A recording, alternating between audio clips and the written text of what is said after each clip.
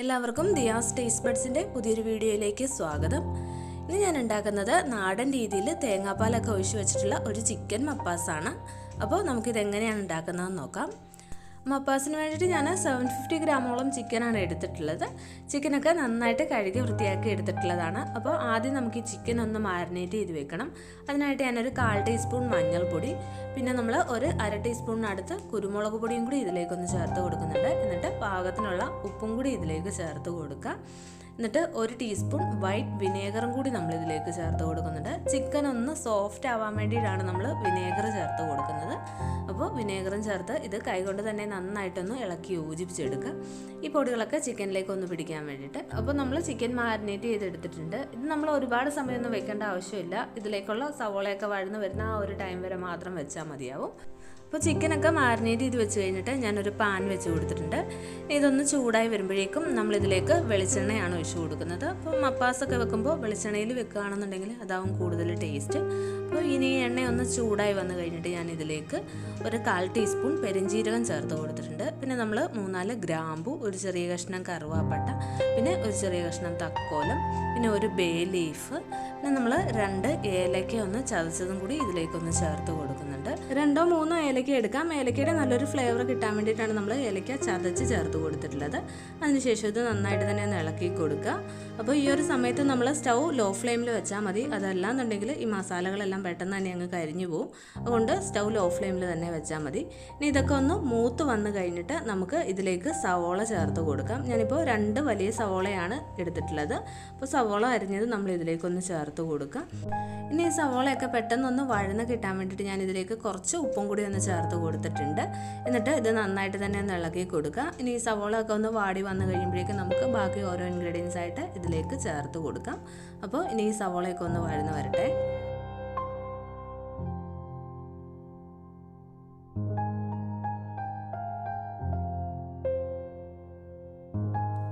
ഇപ്പോൾ സവോളയൊക്കെ ഒന്ന് വാടി വന്നിട്ടുണ്ട്. കളറൊക്കെ മാറി സോഫ്റ്റായി. ഇനി നമ്മളിതിലേക്ക് വെളുത്തുള്ളി ചതച്ചാണ് ചേർത്ത് കൊടുത്തിട്ടുള്ളത്. ഞാനിപ്പോൾ ഒരു തുടം വെളുത്തുള്ളി മുഴുവനും എടുത്തിട്ടുണ്ട്. അത് ചതച്ച് ചേർത്ത് കൊടുത്തു. പിന്നെ ഒരു കഷ്ണം ഇഞ്ചി നമ്മൾ ചതച്ച് ഇതിലേക്ക് ചേർത്ത് കൊടുത്തു. എന്നിട്ട് വീണ്ടും ഇത് നന്നായിട്ട് തന്നെ ഒന്ന് ഇളക്കി കൊടുക്കുക. അപ്പോൾ ഇഞ്ചിയും വെളുത്തുള്ളിയൊക്കെ ഒന്ന് മൂത്ത് വരണം. അതുവരെ നന്നായിട്ടൊന്ന് ഇളക്കി കൊടുക്കുക. അതിനുശേഷം ഞാൻ ഇതിലേക്ക് ഒരു തണ്ട് കറിവേപ്പിലയും കൂടി ഒന്ന് ചേർത്ത് കൊടുത്തിട്ടുണ്ട്. എന്നിട്ട് വീണ്ടും ഒന്നുകൂടി ഒന്ന് ഇളക്കി കൊടുത്തു. ഇനി നമ്മൾ പച്ചമുളകാണ് ഇതിലേക്ക് ചേർത്ത് കൊടുക്കുന്നത്. ഞാനിപ്പോൾ ഒരു 3 പച്ചമുളക് മുറിച്ച് ഇതിലേക്ക് ചേർത്ത് കൊടുത്തിട്ടുണ്ട്.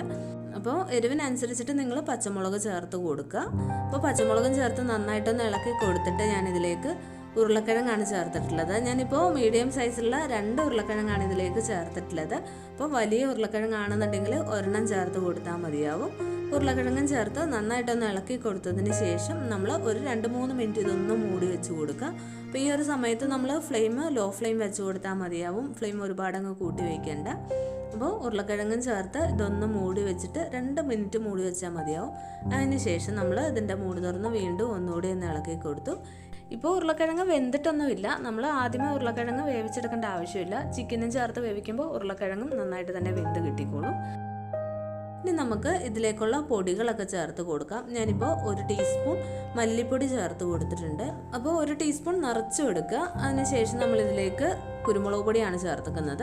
അപ്പോൾ ഒരു 1/2 ടീസ്പൂൺ കുരുമുളക് പൊടി ഞാൻ ഇതിലേക്ക് ചേർത്തിട്ടുണ്ട്. അപ്പോൾ നിങ്ങളുടെ എരിവിനനുസരിച്ചിട്ടുള്ള കുരുമുളക് പൊടി ചേർക്കുക. പിന്നെ നമ്മളൊരു 1/4 ടീസ്പൂൺ മഞ്ഞൾപ്പൊടി ചേർത്തിട്ടുണ്ട്. നമ്മൾ ഗരം മസാലയാണ് ചേർക്കുന്നത്. അത് നമ്മളൊരു 1/4 ടീസ്പൂണിൽ കുറച്ച് കൂടുതൽ ചേർത്ത് കൊടുത്തിട്ടുണ്ട്. ഇനി ഇത് നന്നായിട്ടൊന്ന് ഇളക്കി യോജിപ്പിച്ചെടുക്കുക. ആ ഒരു പൊടികളൊക്കെ ഒന്ന് മൂത്ത് വരണം. അപ്പോൾ അതിൻ്റെ ആ ഒരു പച്ചമണമൊക്കെ ഒന്ന് മാറണം. അതിന് വേണ്ടിയിട്ട് നന്നായിട്ടൊന്ന് ഇളക്കി കൊടുക്കുക. അതിനുശേഷം നമ്മളിതിലേക്ക് തക്കാളിയാണ് ചേർത്ത് കൊടുക്കുന്നത്. അപ്പോൾ ഞാൻ ഒരു വലിയ തക്കാളി കട്ട് ചെയ്തെടുത്തിട്ടുണ്ട്. അതും കൂടി ഒന്ന് ചേർത്ത് കൊടുത്തു. വീണ്ടും ഇത് നന്നായിട്ടൊന്ന് ഇളക്കി യോജിപ്പിച്ചെടുത്തു. അപ്പോൾ തക്കാളിയും ചേർത്ത് നന്നായിട്ടൊന്ന് ഇളക്കി യോജിപ്പിച്ചെടുത്തതിന് ശേഷം നമ്മൾ ആദ്യമേ മാരിനേറ്റ് ചെയ്ത് വെച്ചിട്ടുണ്ടായിരുന്ന ചിക്കനാണ് ഇതിലേക്ക് ചേർത്ത് കൊടുക്കുന്നത്. ചിക്കൻ നമ്മൾ ആദ്യമേ തന്നെ കുരുമുളക് പൊടിയും മഞ്ഞൾപ്പൊടിയും ഉപ്പും അതുപോലെ തന്നെ കുറച്ച് വിനേഗർ ഒഴിച്ചൊന്ന് മാരിനേറ്റ് ചെയ്ത് വെച്ചിട്ടുണ്ടായിരുന്നു. അപ്പോൾ ആ ഒരു ചിക്കൻ ഇതിലേക്കൊന്ന് ചേർത്ത് കൊടുക്കുക. എന്നിട്ട് ഇത് നന്നായിട്ട് തന്നെ ഒന്ന് ഇളക്കി യോജിപ്പിച്ചെടുക്കുക. അപ്പോൾ ഈ ഒരു മസാലയും അതുപോലെ തന്നെ ചിക്കനും എല്ലാം ചേർത്ത് നന്നായിട്ടൊന്ന് ഇളക്കി യോജിപ്പിച്ചെടുക്കുക. ഈ ഒരു സമയത്ത് നമ്മൾ ഇതിലേക്ക് വെള്ളമൊന്നും ചേർത്ത് കൊടുക്കണ്ട, അല്ലാതെ തന്നെ ഇളക്കി യോജിപ്പിച്ചെടുത്താൽ മതിയാവും. അപ്പോൾ ചിക്കനും ചേർത്ത് നന്നായിട്ടൊന്ന് ഇളക്കി യോജിപ്പിച്ചെടുത്തതിന് ശേഷം നമ്മൾ ഇതൊന്ന് മൂടി വെച്ച് കൊടുത്തിട്ടുണ്ട്. ഒരു 2-3 മിനിറ്റ് നമ്മൾ മൂടി വെച്ച് കൊടുക്കുക. അപ്പോൾ നമ്മളിതിലേക്ക് ഇപ്പോൾ വെള്ളമൊന്നും ചേർക്കാതെയാണ് മൂടി വെച്ചിട്ടുണ്ടായിരുന്നത്. ചിക്കൻ്റെ ആ ഒരു പിങ്ക് കളർ മാറി ഒരു വൈറ്റ് കളറായി വരാൻ വേണ്ടിയിട്ട് ഒരു 2 മിനിറ്റൊക്കെ മൂടി വെച്ചാൽ മതിയാവും. അപ്പോൾ അതിന് ശേഷം മൂടി തുറന്നിട്ട് വീണ്ടും നന്നായിട്ട് തന്നെ ഒന്ന് ഇളക്കി കൊടുക്കുക. അപ്പോൾ നമ്മൾ ചിക്കനൊക്കെ നന്നായിട്ടൊന്ന് ഇളക്കി യോജിപ്പിച്ചതിന് ശേഷം ഇതിലേക്ക് തേങ്ങാപ്പാലാണ് ചേർത്ത് കൊടുക്കുന്നത്. ഞാനിപ്പോൾ 2 കപ്പ് 2-ാം പാൽ ഇതിലേക്ക് ചേർത്ത് കൊടുത്തിട്ടുണ്ട്. കട്ടി കുറവുള്ള പാലാണ് നമ്മൾ ചേർത്തിട്ടുള്ളത്. അപ്പോൾ ഈ ഒരു 2-ാം പാലിൽ കിടന്നിട്ട് ചിക്കനൊക്കെ നന്നായിട്ടൊന്ന് വെന്ത് വരണം. അതിന് വേണ്ടിയിട്ടാണ് നമ്മൾ ഇപ്പോൾ തേങ്ങാപ്പാൽ ചേർത്ത് കൊടുത്തത്. അപ്പോൾ തേങ്ങാപ്പാലിൽ വേവിച്ചെടുക്കുമ്പോൾ മപ്പാസിന് നല്ലൊരു ടേസ്റ്റ് ആയിരിക്കും. അപ്പോൾ നമ്മൾ തേങ്ങാപ്പാൽ ഒഴിച്ചിട്ട് നന്നായിട്ടൊന്ന് ഇളക്കി യോജിപ്പിച്ചെടുക്കുന്നുണ്ട്. അതിന് ശേഷം നമുക്ക് ഇത് ഒന്ന് മൂടി വെച്ച് കൊടുക്കാം. ഇനി ഇത് നന്നായിട്ടൊന്ന് വെന്ത് തേങ്ങാപ്പാലൊക്കെ വറ്റി വരും. അതുവരെ നമുക്ക് ഇതൊന്ന് മൂടി വെച്ച് കൊടുക്കാം. നമ്മൾ ഇതൊന്ന് മൂടി വെച്ചിട്ട് ഒരു 10 മിനിറ്റ് ആയിട്ടുണ്ട്. മൂടി തുറന്നിട്ട് പതിയെ ഒന്ന് ഇളക്കി കൊടുക്കുക. ഇപ്പോൾ ചിക്കനൊക്കെ അത്യാവശ്യം വെന്ത് വന്നിട്ടുണ്ട്. കുറച്ചും കൂടി ഒന്ന് തേങ്ങാപ്പാൽ വറ്റിയതിന് ശേഷം നമുക്കിതിലേക്ക് 1-ാം പാൽ ചേർത്ത് കൊടുക്കാം. അപ്പോൾ കുറച്ചും കൂടി ഒന്ന് വറ്റി വരട്ടെ. അതുകൊണ്ട് വീണ്ടും ഒന്നുകൂടി ഒന്ന് മൂടി വെച്ച് കൊടുത്തിട്ടുണ്ട്. ഇപ്പോൾ ഇതാ നമ്മുടെ ചിക്കനൊക്കെ നന്നായിട്ട് വെന്ത് വന്നിട്ടുണ്ട്. നമ്മളിതിലേക്ക് ഒഴിച്ച തേങ്ങാപ്പാലും നന്നായിട്ട് വറ്റി കുറുകി വന്നിട്ടുണ്ട്.